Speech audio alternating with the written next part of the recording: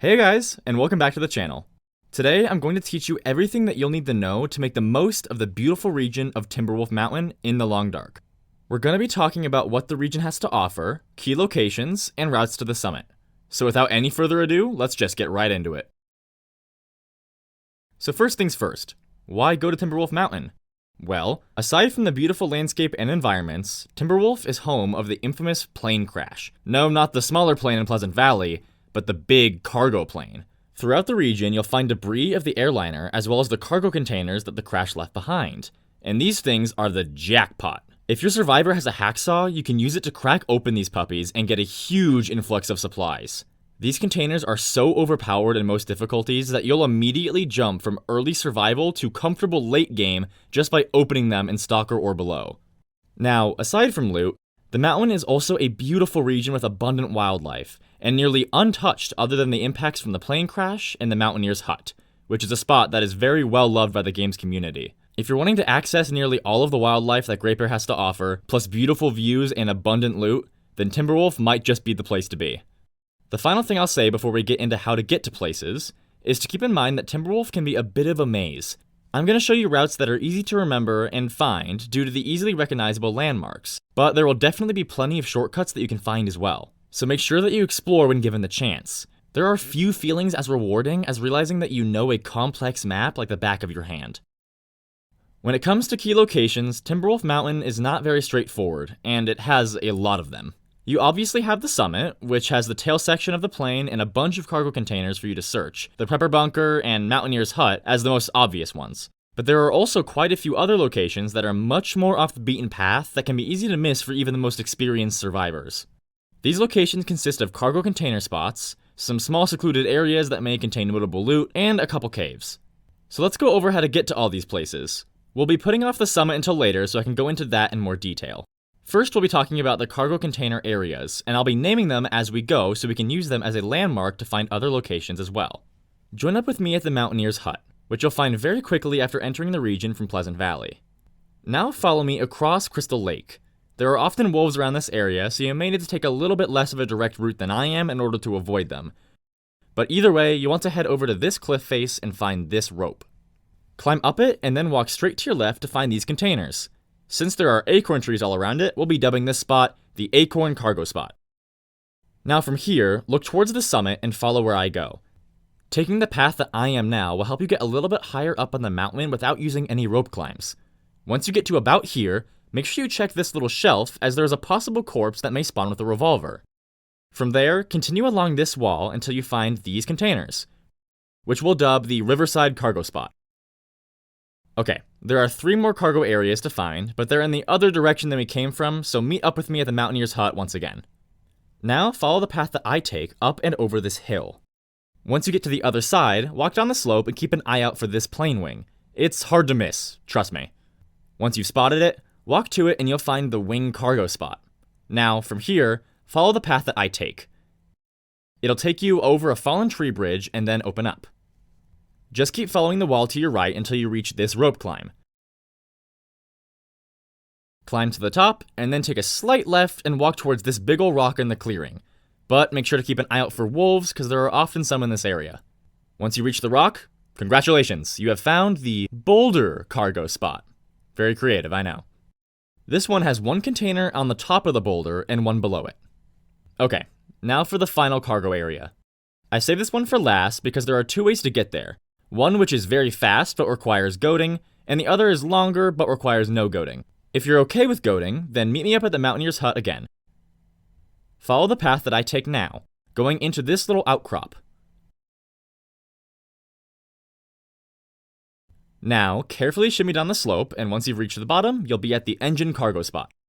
Super quick and simple. Now, if you'd rather not use goading, there's another way down to the Engine Cargo Spot. Meet me at the Wing Cargo Spot and follow where I go now. This pathway takes you down into the Echo Ravine. Once you've reached the ravine itself, follow it left, and after a little walk, you'll end up at the engine. Okay, so now that we've covered all of the cargo spots, we've got a whole bunch of other locations to go over. Timberwolf Mountain has a lot going on, but unlike a lot of the other regions, most of it's in little hidden areas outside instead of easily noticeable buildings. So we'll split up the rest of these locations into transitions, caves, and other locations. We'll start by talking about the transitions.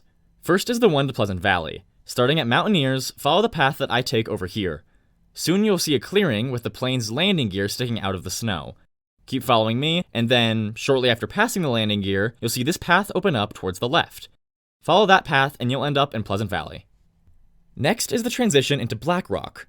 This one is super fast. Meet me at the Riverside cargo spot, and then head towards the waterfall. Right after that is this cave, which, if you enter it, will take you to Black Rock. Next up is the upper and lower transitions into Ash Canyon. If you want to know the difference between the two or know which one to take, I have a full guide to Ash Canyon on my channel, where I go in depth on how to tackle exploring the region. To reach the lower transition to Ash Canyon, meet me at the wing cargo spot once again, and follow me back down into the Echo Ravine. This time, take a right instead of a left. Follow that path and you'll find the transition. For the upper transition, meet me at the Boulder cargo spot and find this big ol' rock here. Follow me, passing that rock on the left, and then turn slightly to the right and keep going straight and you'll find this cave, which, upon entering, brings you into an interior cave system that spits you out in Ash Canyon. But before we move on, I do want to mention that this cave system does have quite a few good loot spawns in it, so I'd recommend searching it even if you don't intend on going to Ash Canyon. On to caves now. I won't be mentioning every single cave in the region, just the ones that might contain some useful loot. First off, if you start at the engine cargo spot and head a tiny bit back into the ravine, you'll quickly find the Chasm Cave right off the right wall of the ravine. There are quite a few little goodies that may show up in this cave, but the most notable one is a possible hatchet spawn. Now, go back to the engine and instead follow this path on the other side of the clearing.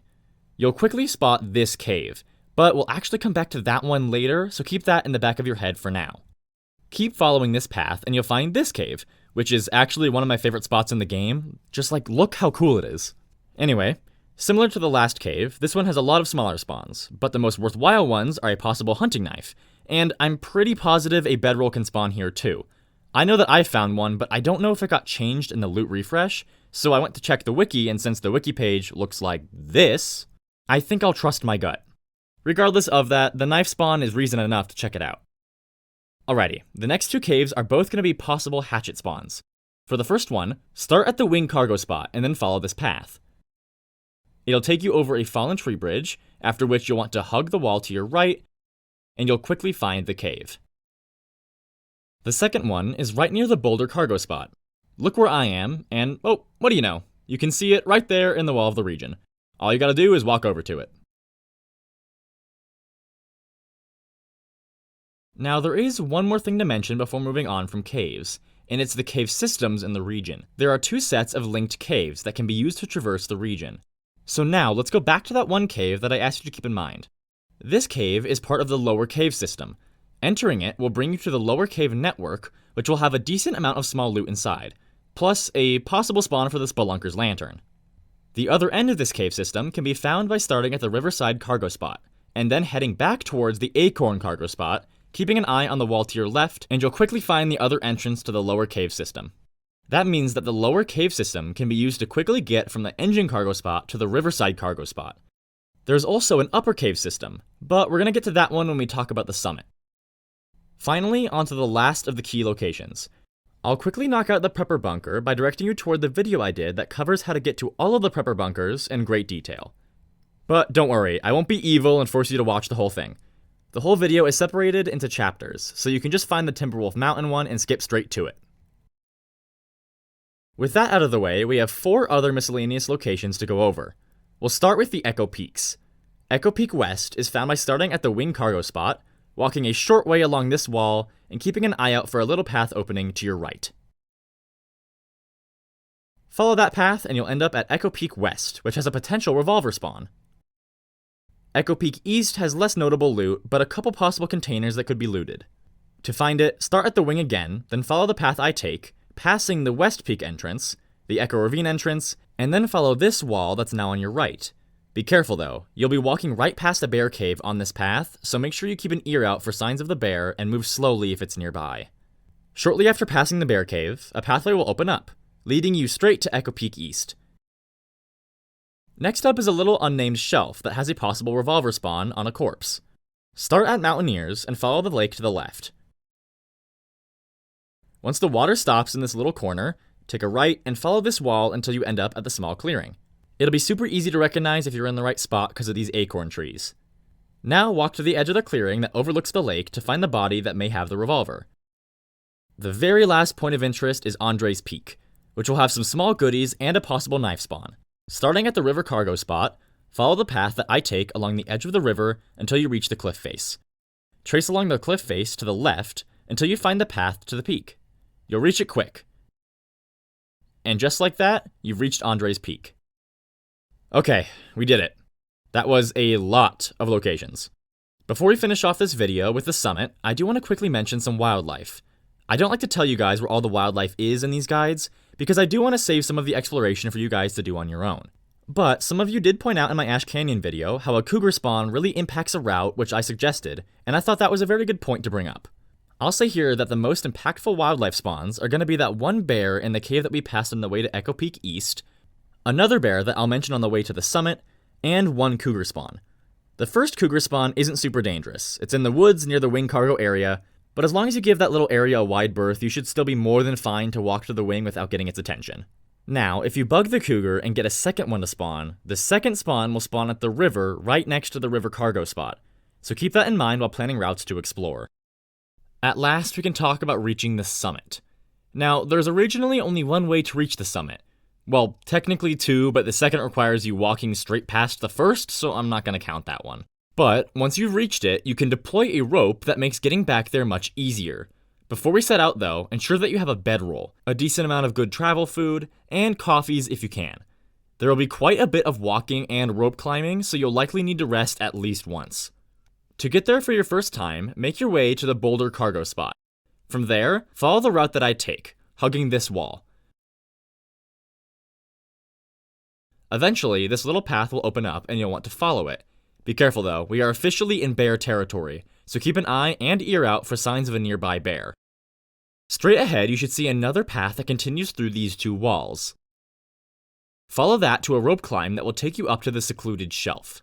Now, right across from you will be the entrance to the upper cave system. Enter it and pass through to the other side, looting as you wish on the way.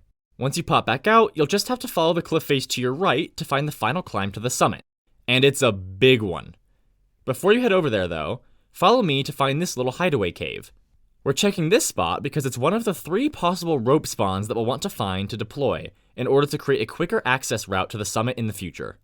If the rope isn't there, then that's okay. The other 2 spawns are up on the summit itself. So follow me to the rope, drink coffee if you have it, and climb this bad boy. If you need to rest, then there are several ledges that you can take a short break on while climbing. Once you climb over the top of the ledge, congratulations, you have officially summited Timberwolf Mountain. I know that you're itching to get to the tail section and loot up all of those cargo containers, but there's one final thing you need to do first. Follow where I go from the top of the climb and you'll find this cave. You'll find a couple small loot items, but this is another spot that the climbing rope might spawn in, so you'll want to check it before you go to the final tail section. After you do, then head on over to the tail. I don't think I need to guide you to it, it's pretty dang hard to miss. Inside the tail section, you're going to find 8 cargo containers, as well as some other loose metal containers and the final possible climbing rope spawn. If you see this backpack, make sure you loot it. This is the only place other than the Ash Canyon gold mine that may spawn crampons. Unlike the gold mine, however, this is not a guaranteed spawn, so don't get your hopes up too high. While you're enjoying your looting experience, equivalent to diving into a Scrooge McDuck vault of money, be careful not to fall into the lower compartment of the tail. If you do go down there though, after all, sometimes there is some loot down there, don't worry, you aren't stuck, and there is a way to get back up to the rest of the summit from there. If you end up in this area, walk onto the tiny bit of rock that you can see right here. Then, crouch and walk to the right across the rock under the tail section. After that, you just wrap around this tree, and boom, back to the summit. Once you're ready to go back down, there are 2 ways to do it. First, you can goat down the front of the mountain, which is by far the fastest way back to Mountaineers, or you can go back down the way you came. If you choose the latter option, then let me guide you through where to deploy your climbing rope. Meet me back at the bottom of the summit rope climb. Once you're there, follow me along this left wall until you see this rope climb. Climb down that one as well. Now I have a surprise for you. Look! Another cargo container. I'm sure that you noticed that all of the cargo spots have 2 containers, except for the riverside one, and that's because this is the other one. I didn't consider this a unique spot or one worth showing because there is nothing around this area that we would have needed to explore, and it's perfectly on the route back from the summit. Go ahead and grab whatever you want from that, and then go find this spot to deploy your rope. Once you've deployed it, you can go ahead and climb back down and land right at the riverside cargo spot, which should be enough to help you find your way back home from there. Now, instead of having to make it all the way to the boulder cargo spot, then climb to the secluded shelf and get through the upper cave system to reach the summit rope climb, you can just come to the riverside cargo spot and then climb up these 2 ropes to get there instead. Yes, it is one more rope climb than the other, but it is much faster.